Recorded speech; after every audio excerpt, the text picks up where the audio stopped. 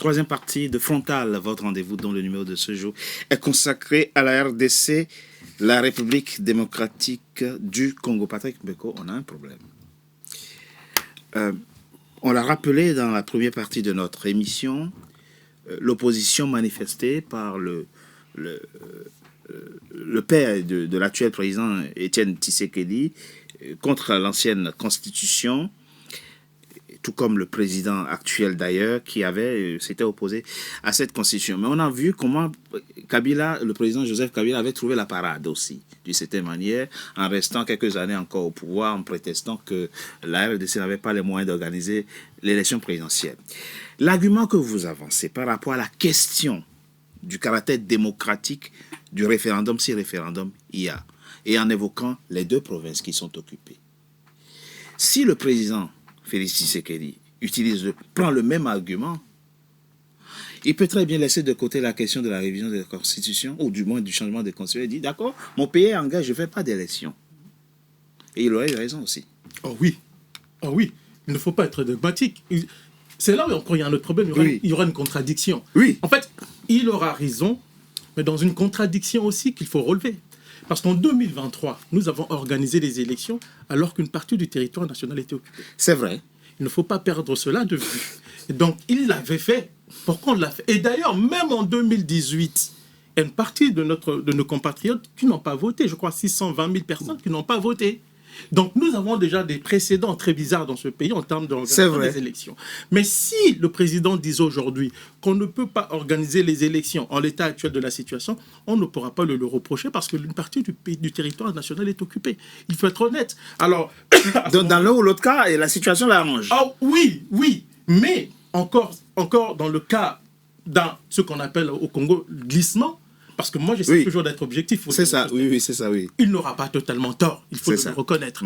Par contre, s'il s'engage sur la voie de la modification, du changement de la Constitution, de l'organisation d'un référendum, on aura un vrai problème à ce moment-là, parce que c'est exposer le pays à une balkanisation réelle. Parce qu'il y a une balkanisation de ce fait, mais là, elle va devenir véritablement réelle, parce qu'il suffirait que les gens qui sont à l'Est, le Rwanda surtout, parce que de mon point de vue, je pense que tout stratège qui se placera à la place du Rwanda verrait d'un très bon œil un changement de constitution, le débat. Pensez-vous? Ah oui. Pourquoi? Parce que si le Rwanda, qui veut avoir une partie de l'Est congolais et qui est confronté à la pression américaine, se rend compte que ce débat du changement, parce que c'est un débat qui divise, bien sûr.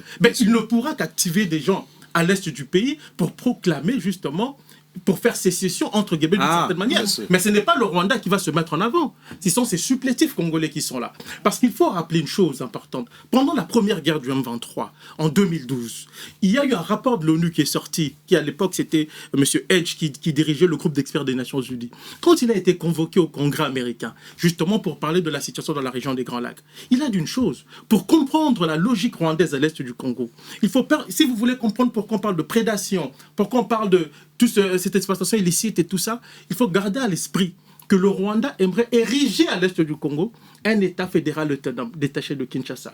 Les dirigeants rwandais en ont discuté avec les Ougandais et les responsables des services ougandais. Et en quoi le changement de constitution pourrait accélérer? Mais ça va donner un argument justement à ceux qui sont à l'est. Pourquoi? Oui, parce qu'ils sont à l'est. Vous savez qu'au moment où on se parle, mes compatriotes le savent. La partie Est est administrée par le Rwanda. C'est vrai. Il y a une administration parallèle là-bas. Donc là-bas, il y a un État qui existe en réalité. Le 1-23 administre toutes les régions qu'il contrôle comme un gouvernement parallèle. Alors, il ne faut pas justement lui donner des arguments pour justement précipiter ce que le Rwanda aimerait atteindre comme objectif stratégique. Et ça, c'est très important qu'il faut garder à l'esprit parce que la configuration à l'est de notre pays est extrêmement volatile. C'est la raison pour laquelle j'en appelle aussi à la responsabilité de la classe politique congolaise, même si on sait ce qu'elle vaut là, mais j'en appelle à la responsabilité des hommes et des femmes du Congo, justement, les femmes politiques, les hommes et les femmes politiques du Congo, justement, au regard de cette réalité, de cette sensibilité-là. Parce que si on y prend garde, le pays pourrait voler en éclats. Et vous savez ce que les responsables des services ougandais, je m'arrête là, disaient justement aux experts des Nations Unies en 2012 sur la question du M23. Ils disaient, en fait, il faut comprendre une chose. Les Rwandais voient grand. Si vous voulez comprendre ce qu'ils font, regardez ce qui s'est passé au Soudan. Et l'exemple soudanais est un exemple très inquiétant. Mais, monsieur le ministre, là, on est à nouveau dans la complexité totale de la question, de la problématique. C'est-à-dire que organiser un référendum dans les conditions actuelles, c'est prendre acte du détachement définitif de 2 provinces de votre pays. Puis de toute façon, l'État n'est plus là-bas. Donc eux, ils ne peuvent pas participer à ce référendum. Et ça ferait alors 2 rendez-vous politiques ou 2 rendez-vous électoraux, c'est-à-dire 2023, présidentielle 2023, référendum 2026 ou 2027 ou peu importe quand. Ça fera 2 événements politiques dont sont exclus des Congolais. Et là, est-ce que effectivement, ce n'est pas mieux de renoncer à ce projet? Très bien. Vous savez, j'ai dit tout à l'heure, pour changer, pour permettre au Congo d'évoluer, il faut qu'il y en ait un qui se sacrifie. Oui. Si personne ne le fait, personne ne le fera. C'est vrai. Il faut la changer ou la modifier. Mais il faut bien qu'il y ait quelqu'un qui... On est totalement d'accord. Et donc, le problème aujourd'hui, encore une fois, il est à 2 niveaux. La plupart des opposants ne veulent pas que Félix fasse le 3e mandat. C'est ça. C'est clair. Bon. Et ils pensent, naïvement ou pas, que si la Constitution est changée, on ouvre la porte au 3e mandat. Et donc, il ne faut pas changer la Constitution. Mais ça sera pareil pour les présidents qui viendraient. Pour les autres, ça serait pareil. Et donc, il faut bien qu'un jour, qu'on prenne la décision, c'est vrai, pour faire quelque chose et poser des bases d'une république solide. Bien. Mais le problème, c'est que le chef de l'État doit rassurer. La clé, elle est là. Elle est là. Le problème se pose sur lui-même. Il doit rassurer. C'est-à-dire, on ne met pas en cause sa présence à la tête du pays. Non, personne ne remet en cause sa présence à la tête du pays. Et je pense qu'au fond des Congolais, ils sont d'accord pour que certains articles ne sont pas cohérents par rapport à nos ambitions, à ce que nous voulons être. Donc, il faut les changer ou carrément les modifier. Mais simplement, il faut rassurer la population. Mais monsieur le ministre, vous avez été au cœur du pouvoir et il faut qu'on comprenne le système de pensée. Bon, évidemment, vous n'avez pas servi en tant que ministre sous le président Félix Tshisekedi, mais... J'ai servi 8 mois avec lui. Oui, 8 mois, justement. Et vous avez encore des anciens collègues qui sont au gouvernement. Au gouvernement. Pourquoi, si on assume la question du 3e, pourquoi il se complique la vie au fond? C'est-à-dire que le droit congolais, le droit constitutionnel congolais, permet le changement par 2 voies. La voie parlementaire et la voie référendaire. Très bien. Mais pourquoi il se complique la vie au fond? Parfait. Il a la majorité de l'autre côté. Oui, oui, en fait, parce que la Constitution lui a accordé 2 mandats. Si on reste sous la Constitution actuelle, il lui a accordé 2 mandats. Et donc, au moment où il veut changer la Constitution, c'est à la fin de son 2e mandat. Et donc, il y a des soupçons. Oui, mais par référendum ou par voie parlementaire, c'est pareil. Les soupçons seront toujours là. Exactement. C'est pour ça que je dis, je reviens encore une fois. Il appartient au président de rassurer. Ben oui, effectivement. Parce que le chef de l'État, parce que si le président vient devant les peuples, qu'on l'aime ou qu'on l'aime pas, et il leur parle clairement de ses intentions. Pourquoi on doit changer? Pourquoi on doit modifier? Quels sont les bémols? Quels sont les problèmes auxquels nous serons confrontés aujourd'hui? Parce qu'on n'en a rien. La Constitution congolaise a quand même 229 articles, c'est ça? 27. 227 ou 229 articles. Combien d'articles doit-on... À cause de combien d'articles doit-on modifier la Constitution? Il y en a beaucoup. 1, 2, 3, 4, 5, 6, 7, 9, 10, 11, 12 à peu près. Vous allez changer la Constitution. Modifier ou changer, peu importe. Non, parce que la révision, l'opposition n'est pas fermée à la question de la révision. Elle est complètement fermée. Parce qu'il y a des points, parce qu'il y a des points qui ne peuvent pas faire l'objet de révision. Parce que l'opposition n'est pas non, elle est fermée. Non, elle n'est pas totalement fermée à l'idée de la révision. Parce qu'il y a des points qui ne sont pas de toute façon révisables. Exactement. Voilà, il faut changer. Là où il y a un problème, c'est sur la question du changement. La révision. Non, c'est la question du changement qui pose problème, pas de la révision. Donc, vous êtes d'accord avec moi que 12 points sur 229 articles... Le caractère de l'État, le nombre de mandats, la durée du mandat, on ne peut pas modifier. C'est la raison pour laquelle... Il y a une partie, le caractère de l'État, à un certain moment, dans cette constitution-là, il y a à boire et à manger. Vous savez, M. Togbe... Durée du mandat et nombre de mandats, ça on ne peut pas modifier. Durée du mandat et nombre de mandats. On ne peut pas modifier. Non, moi, personnellement... Il faut modifier la durée. 5 ans, c'est pas assez. Non, écoutez, non, laissez-moi aussi parler, monsieur. Entre 5 et 7 ans, vous savez qu'il y a 2 ans de plus. Vous avez parlé du glissement, donc ce que M. Kabila avait dit, le président Kabila, c'était combien d'années? Voilà. À un certain moment, il faut qu'on se mette autour d'une table, nous avons des représentants de ces peuples-là, au moins qui ont été élus, qui ont le mandat du peuple, et parler pour tous, monsieur. Non, nous, ici, on n'a aucun mandat. Nous, toi, ici, on n'a aucun mandat. Il y a des gens on a des députés qui sont mais des vous députés n'en avez nommés. pas non plus. Hein. Vous avez vos idées, vous analysez, selon votre perception, votre compréhension. Non, moi, je fais de la science, madame. Voilà, ben moi aussi, nous tous aussi. Voilà. Des sénateurs, vous voulez dire? Non, mais il y a des gens, on a des députés. Écoutez, il est en train de nous embrouiller. Je ne lui ai pas coupé, monsieur. S'il vous plaît, vous me laissez parler. On laisse madame Chogou, s'il vous plaît. Voilà, vous n'avez pas le monopole de la légitimité. Voilà. Et moi non plus, mais je vous le rappelle. Parce que j'ai droit aussi de parler. Absolument, madame. Le problème aujourd'hui est qu'on veut tout résumer sur la durée du mandat. Oui, et le nom dans du cette mandat. constitution-là, tout va bien? Non, moi je l'ai dit. Ça n'engage que moi. Aujourd'hui, quelqu'un ici peut me donner le résultat, quelque chose qui a été fait par les Sénats ou par les assemblées provinciales. Je pense que personne ne me le dira.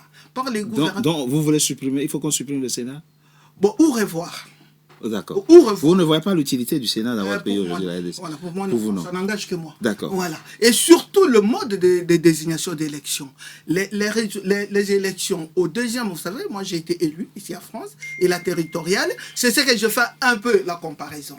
Aujourd'hui, vous allez trouver dans une assemblée provinciale où il y a deux partis qui ont gagné les élections. Il y a la majorité et l'opposition. Mais un indépendant passe gouverneur. Les élections au second degré posent problème chez nous. Il y a plusieurs choses qui doivent être revues avec les démembrements.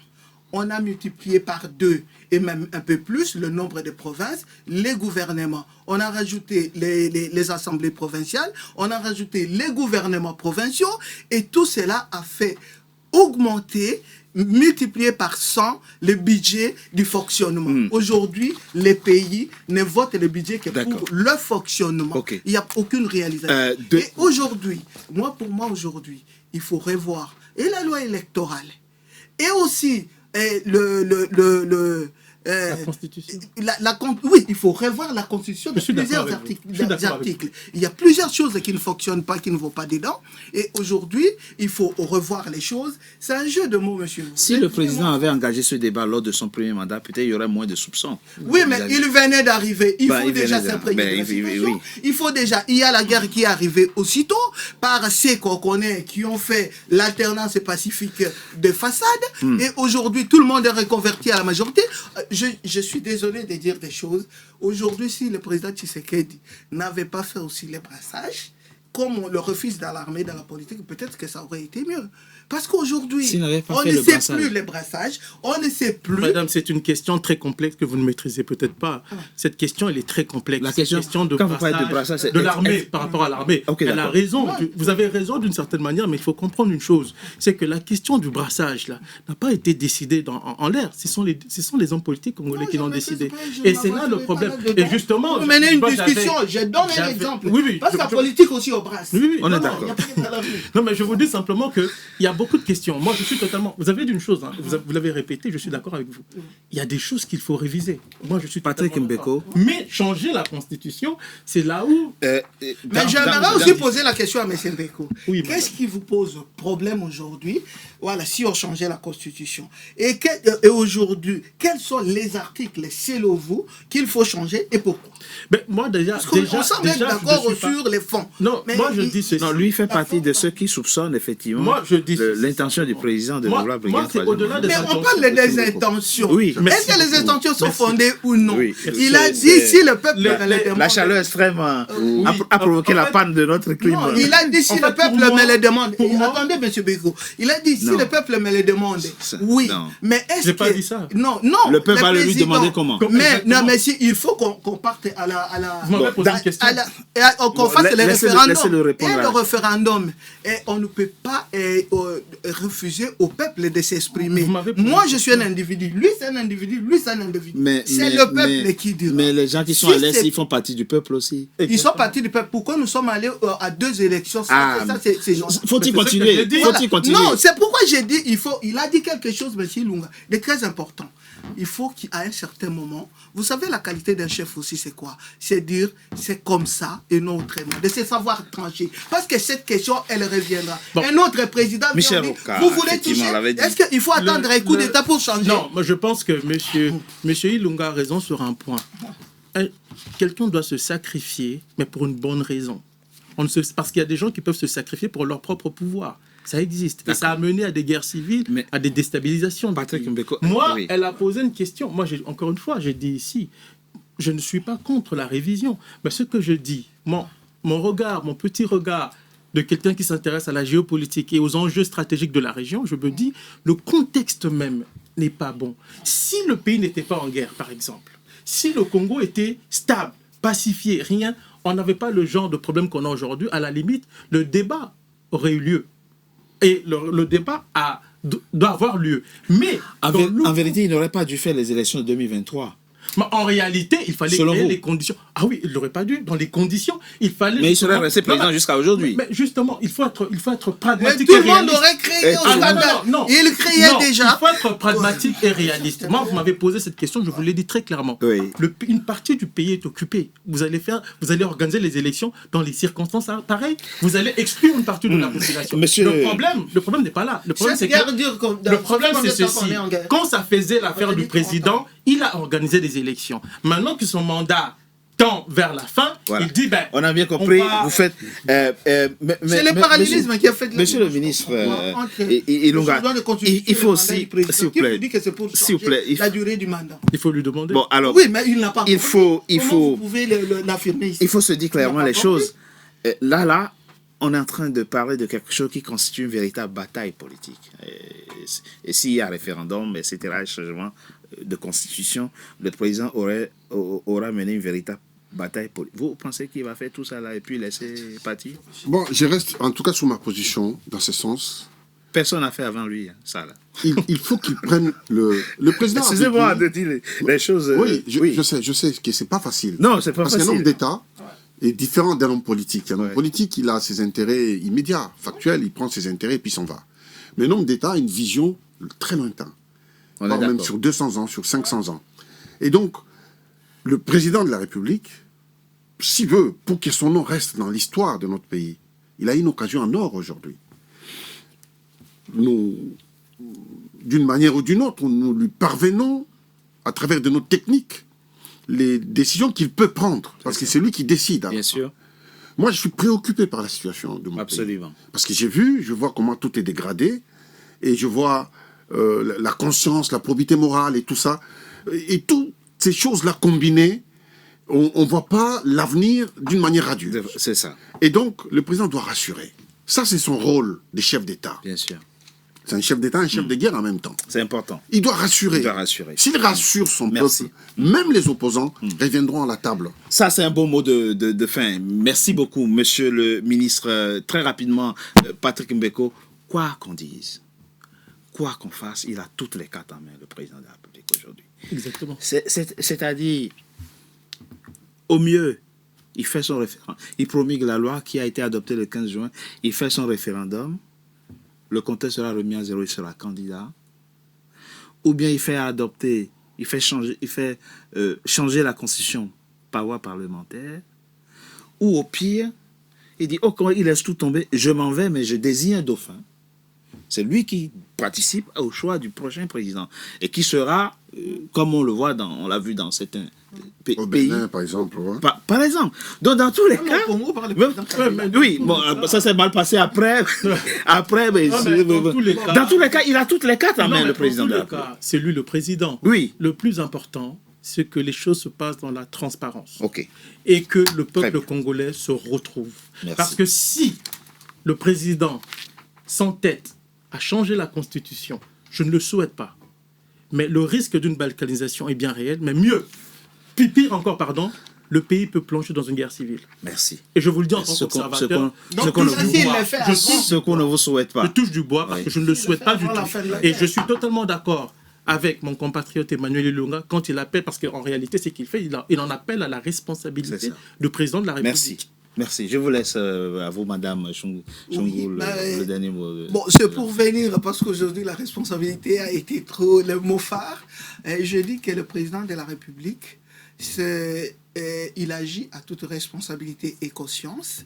La démarche qui est menée n'est pas anticonstitutionnelle, c'est constitutionnel. Bien sûr. Et c'est ce qu'il est en train de suivre, qu'on arrête de lui prêter les intentions, qu'on attende au moment venu la question qui sera posée pour y répondre. Et aujourd'hui, le président n'a pas encore parlé du mandat ni du référendum. Aujourd'hui, c'est la loi référendaire encadrée, c'était un vide juridique, c'était un vide constitutionnel qui a été comblé.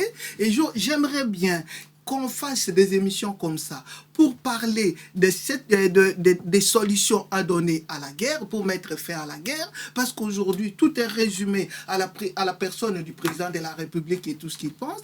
Mais je reviens pour dire, et ça sera mon dernier mot, n'exerçons pas sur ses épaules la pyramide renversée, parce qu'on sait que si la pyramide est renversée, le poids va écraser la pointe. Et ça sera encore plus catastrophique. C'est lui qui a le mandat du peuple et on lui laisse nous guider. Merci.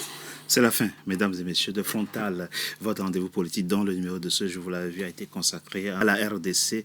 Merci d'avoir été nombreux en notre compagnie. Restez fidèles à nos programmes. Vous pouvez suivre cette émission sur nos plateformes digitales, mais encouragez-nous en vous abonnant massivement à notre page. Encore une fois, merci d'avoir été nombreux en notre compagnie. À très bientôt pour un nouveau numéro de Frontal. Merci à vous. Merci.